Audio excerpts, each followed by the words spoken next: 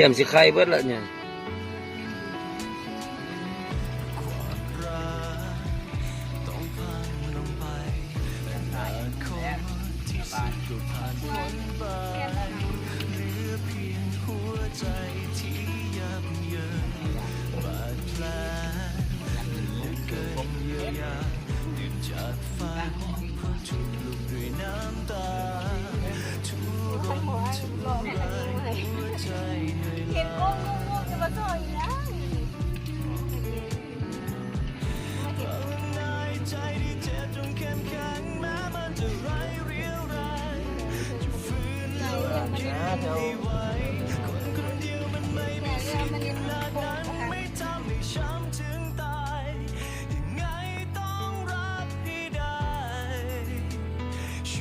นี่สมัยจิ้มแขว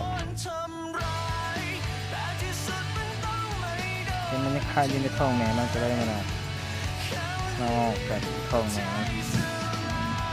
ช่วงสุดท้ายสุดท้ายมันจะออกกัน3สุดหนึ่ง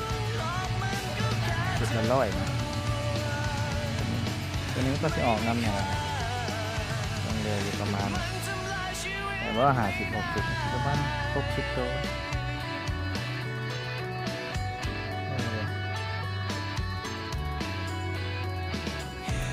วิดีโอนี้จะจบสั้นนี้ก่อนเนาะการพอดลูกกุ้งตัวผ่านไปโดยดีเอาแม่ไปผสมพันธุ์ต่อจะไม่จิ้มแขวเลยพอดีก็ไม่จิ้มแขวพอดีเป๊ะเลย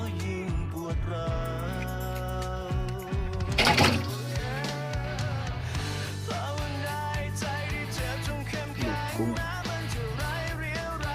คือเหตุการณ์ขอดลูกกุ้ง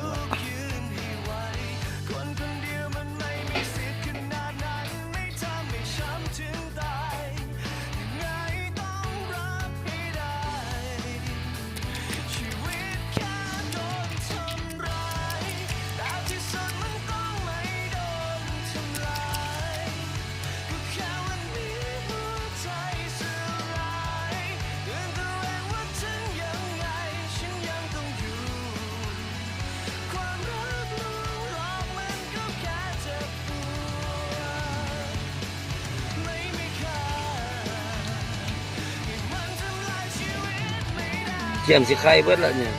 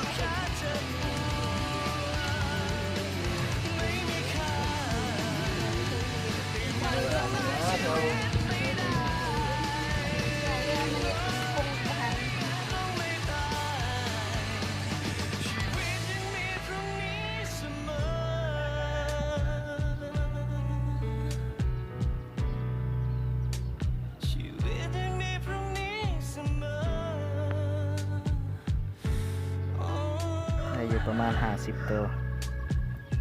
เอาออก2